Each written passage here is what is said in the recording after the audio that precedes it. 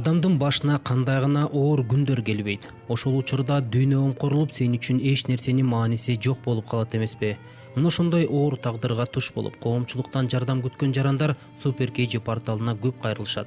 Биз да алардын арыз муңун угуп, коомчулукка жеткирүүгө аракет кылып келебиз. Көпчүлүк колдонуучулар ошол оор жагдайга кабылган мекендештерибиздин андан аркы тагдырына кызыгышат. Мындан улам алардын суранышын четке какпай, тагдырдын оор сыноосуна тушуккан мекендештердин андан аркы тагдырын чагылдырып берүүнү туура көрдүк.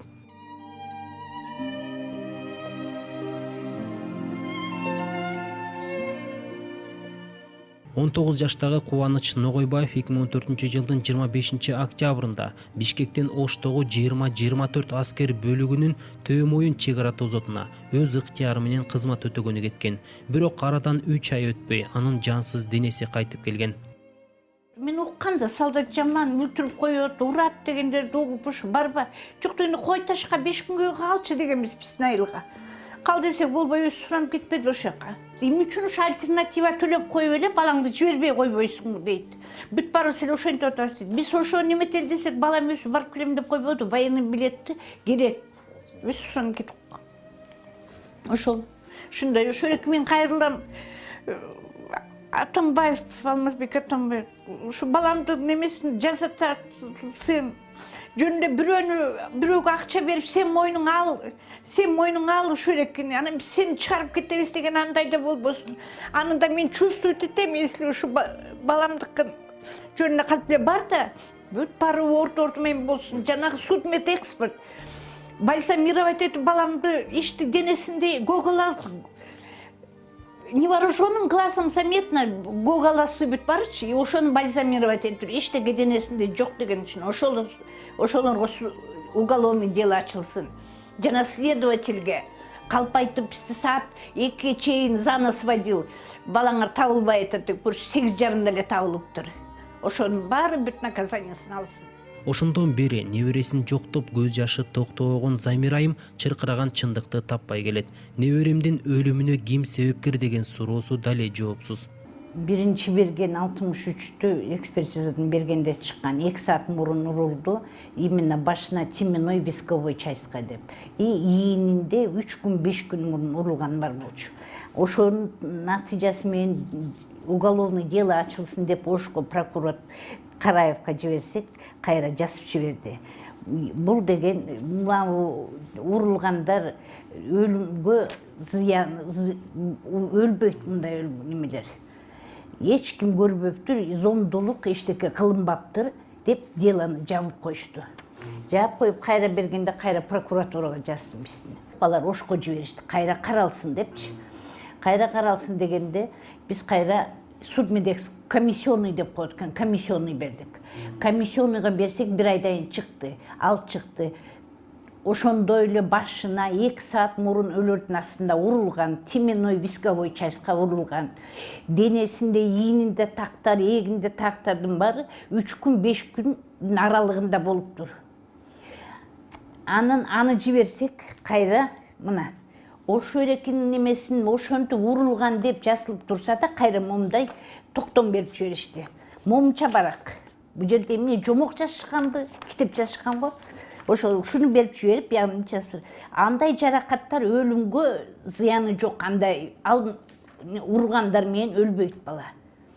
Эч ким көрбөптүр, билбептир деп кайра делону жаап беришти. Жаап бергенде кайра комплексинге бердим. Комплексин деп коет экен, азыр ошо эрекини 1 айдан карап беребиз деген судмедэкспертте карап атышат. 1 ай болуп калды уже. Баланы башка теменной частька висковой урганда балам сознаниясын терять этип койгон. Анан алып туруп 2 километр жерге алып барып түн үчүндө 11 январь күнү алып барып асып коюшкан. Өсүм бала караңгыда ошол жака жүгүрүп бармак беле 11 январь болчу. А 10 январь күнү кечинде сүйлөшкөн. Апа, ата паспортун берип жибергиле.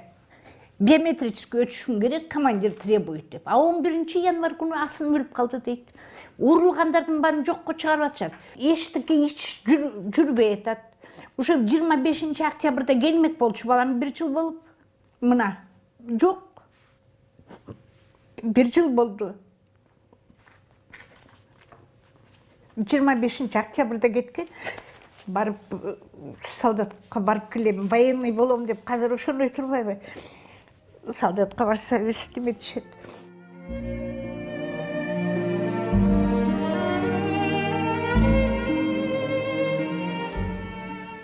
Үсүздөгү жылдын 22 август күнү Чоң Алай районундагы Карамык чек ара тозотунда кызматын өтөп жаткан катардагы жоокер Бексултан Баридинов дайынсыз жоголгон. Ошо Карамык заставасынын жетекчилиги булар чек ара линиясын кайтарган нөмөткө чыкканда жоголгон деп айтышкан. Бирок азыр улуттук коопсуздук боюнча мамлекеттик комитеттин балдары, кызматкерлери тастык иштеп, бул маалымат такталды. Алар чек араны кайтарууга эмес, ошо Шумкар тоосу деген тоого аңчылыкка чыкканда жоголгондугу маалым болгон. Бул тастыкталган маалымат, мына ошол жанында болгон жоокерлер дагы тастыктаган, бул тастыкталган маалымат. Анан Карамык чек ара заставасынын жетекчилиги буга түздөн-түз уруксат бергендиги деле мындай жашыруун эмес, эми түздөн-түз көрсөтмө болуп, буйрук менен жибербесе дагы уруксат менен чыккан. Анткени 4 жоокер эч убакта өз алдынча ал жакка кетип калбайт. Арадан 3 айдан ашык убакыт өтсө да жоголгон жоокерден кабар жок. Жоокердин агасы Кутманалы Баридинов аңчылыкка жөнөткөн чек ара тозотунун башчысына кылмыш иши козголуп, иш сотко өткөнүн билдирди. Өзүңүздөр жакшы билесиздер, 3 айдан ашып кетти менин иним Бексултан Баридинов чек арада жоголгонуна. Бир топ мамлекеттик органдар, тиешелүү органдар издеп атат, издөө бүгүнкү күнгө чейин жүрүп жатат. Коңшулаш Тажик Республикасынын тиешелүү кызматтарына дагы менин инимдин эмелери берилген, бул тууралуу маалыматтар алар көрсө деле билет. Анан биздин республиканын территориясында деле издөө жүрүп атат, бирок эч кандай жыйынтык жок. Азыркы күнгө карата эч кандай маалымат жок. Ал эми чек арачылардын ошол күнү чек ара кайтарууга эмес, аңчылыкка чыккандыгы боюнча өзүңүздөр жакшы билесиздер. Бул боюнча аскердик прокуратура тергөө жүргүзүп, бул иш боюнча ошол Карамык чек ара сотунун командиринин орун басары, заместитель командир айыптуу деп табылып, анан аскердик прокуратуранын обвинительный эмеси боюнча жанагы сотко өткөрүп берген, аскердик сотко. Анан ошонун айыптоо корутундусунун негизинде азыркы күндө эми Анарбаев жанагы командирдин орун басары айып коюлуп атат. Ошол чек арачыларга мыйзамсыз турдө эмеге чыккан, чыгууга уруксат берген, көрсөтмө бергендиги боюнча. Бирок тилекке каршы 2 жолу соттун отуруму болбой калды. Ошо айыпталуучу тараптын адвокаты келбей калып, дагы башка себептер менен 2 жолу жылдырылды. Эртең 4 декабрда 3 отуруму болот. Эми биз күтүп атабыз, бул эме жакшылап аягына чыгып калат деп.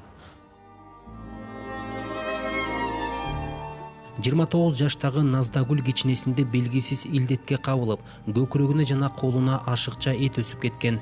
Дарттын айынан эки жака баса албай төшөктө жатып калган.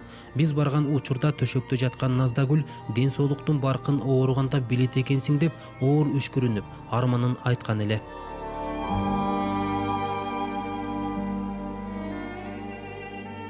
Мен 1985 колом, 29 жаштамын.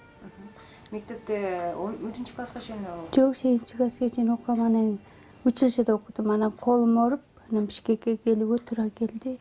Училищеде кайсы тармакта окудуң? Шведияда окудум 1 жыл, анан окуй албай калдым, колум ооруп. Келечекте доктор болом деп кыялды. Наздагүлдүн абалын билүү үчүн байланышка чыкканыбызда белгисиз илдетке туруштук бере албай, бул дүйнө менен кош айтышып кеткенин апасы айтты.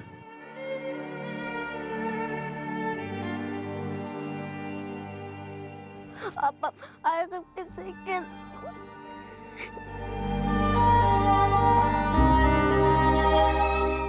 Ал эми төшөктөн тура албай жаткан Насихат Кемелова ден соолугунун начарлап кетишине Бишкек шаарындагы номер 2 төрөт үйүнүн дарыгерлерин күнөөлөгөн болчу. Биринчи частныйга бардым менчи. Барсам 12 000 сурады гармония. Роддомго барсам, роддом айтты, сен 12 000 аябай кымбат, кичинекей эле этип турбайбы? 40 мүнөттө 30 мүнөттө эле алып таштайбыз деп ушинтти. Клизма анализ эчтеке алган жок, албай туруп эле УЗИге чирттирип эле кичинекей эле эт экен, ошону эле алып таштайбыз анан. Операцияга кирдим, ошондон кийин роддомдон мени 2 жолу операция кылышып, анан маточнингди тигип таштап, заара чыкпай денеме тепкенде анан урологияга барып анан бөйрөгүмдү ачыптыр да. Тилекке каршы бул каарманыбыз да оору менен канчалык күрөшпөсүн, шумажал аны алып тынган.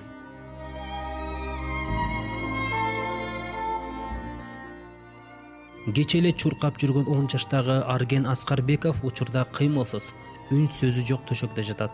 Анын бул абалга туш болгонуна ата-эне дарыгерлерди күнөөлөп жатат. 3 айдан кийин анестезиологко барып сурасам, ачыгын айт деп бир досум бала, жолдош бала көз барып сурасак, айтты, балаңар удачный аппендис болуп бүткөн эле. Андан кийин хирург келип, баланын ичинде тампон калып калыптыр деп ачтырды. Ачса, оказывается, ичинде тампону жок, сыртта экен, медсестра сырттан таап калыптыр. Анестезиолог ошонун айынан балаңар ушул акыбалга келип калды, двойной наркоз берилип, двойной ачылды. Ойгон откан жеринен келип наркоз берген. Жиптерин кесип туруп үчүн чукур. Удачный болгон экен негизи операциясы. Хирург болсо анестезиолог күнөөлүү дейт. Анестезиолог болсо хирург айткан болгон үчүн ушу балаңар ушул акыбалга келип калган дейт. Апа барбай эле коеюнчу, ичим оорубай калды десе, кой балам, ичиң ооруду эле көрсөтүп коеюн деп ээрчитип барса, анан аппендицит мына жарылат деп УЗИге барса бүгүн алдырып койгула деп ушинтип экен. Путу менен басып барган балабызды ушинтип бизге инвалид кылып тапшырып атат да. Арадан канча убакыт өтсө да күнөөлүүлөр тиешелүү жазасын албай, баласынын ден соолугу дале ошол бойдон экенин Саатбек Наралиев билдирди. Хирург болсо, мисалы комиссия түзүп, главврачты, общий врачтар чакырып ушундай болуп калды. Мен эмне кылышым керек дедим да, совет кылыш керек экен да, бул эч кимге мындай айтпай туруп эле өз ыктыяры менен эле бул сразу кесип эле автоматически 2 жолу мындай операция кылыш үчүн дагы бул өзү жоопко тартылат экен да, мисалы хирург өзүчү лишний. Ушул себептен ушундай деп атат да. Азыр, короче, хирург качып кетип атат, милицияга барсам. Биз таппай атабыз, кармаганда да тыгалды, калпера ушинтип атат. Анан анестезиолог номерун берсем, бербейт. Мен чалсам албайт, чочкончу вирус болушкан да менин номерумчу. Эч ким салышпайт. Өткөн жылдын октябрь айында белгисиз адамдар 19 жаштагы Нурсултан аттуу жигитти 17 жолу бычак сайып өлтүрүшкөн.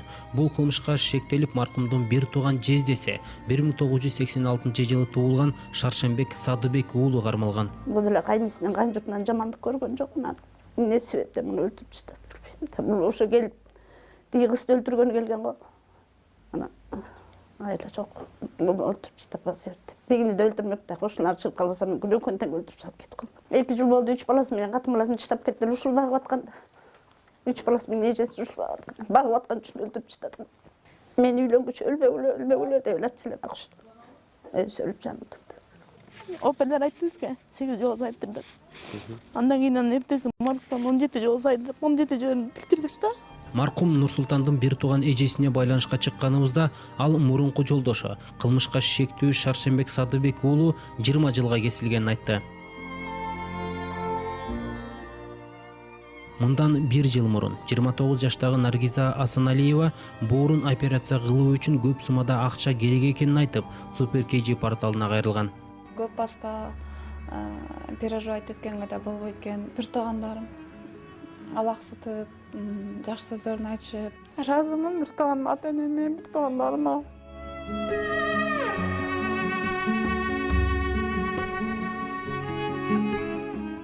Оорушпаса экен деп тилейм, биринчи очередь.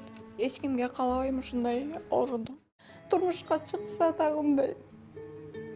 Мен баягы болду. Алам үйлөнөм дегендерчи, мунун возможности биз болду да. 1 жыл жашайды, 2 жыл.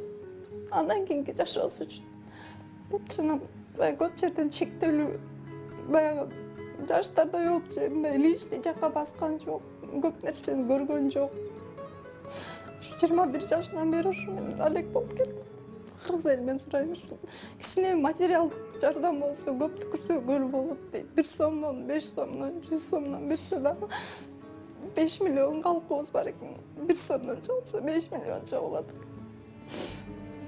Карарган түндүн да агарган таңы бар демекчи, каарманыбыздын операциясы ийгиликтүү өтүп, учурда ден соолугу жакшы. 3 февралда Индияга барганбыз. Индиядан служб $40,000. Инеме көз, бир тууган инеме көз кеткенбиз 23 февралда. Анан 20 күн даярданып, 23 февралда операция болду. Операция аябай жакшы болду. Индиянын Нойда шаарында. Аябай жакшы экен, удачный болуп, уже 18 күндөн кийин эле уже больницадан чыктым. Ошондо канча процентин кести боорубуз? Энемдин 70%-ин кести. Боору. Боору. Анан өзүндө 30% калды. Анан азыр уже келгенибизге 9 ай болду да. Анык уже полный болуп өсүп, уже кадимкидей жумуш жасап, уже кадимкидей эле болуп калды. Сездиңиз? Өзүм аябай жакшымын. Уже ооруп жүргөнгө көнүп да калган экен. Уже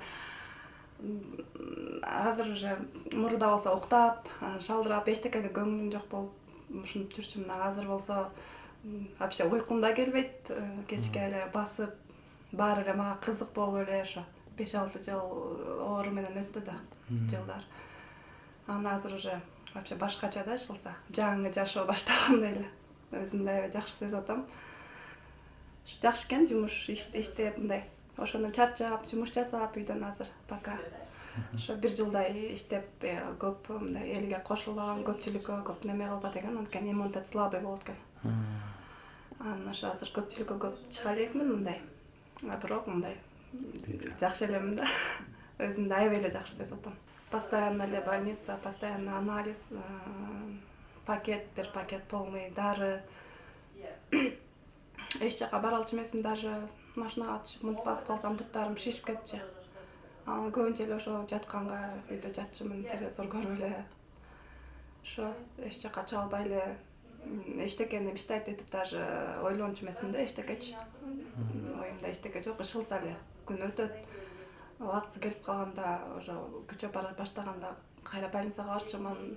6 ай сайын жатып жүрдүм башында, 2-3 жыл. Андан кийин уже бат-баттан 3 ай сайын жатып калдым.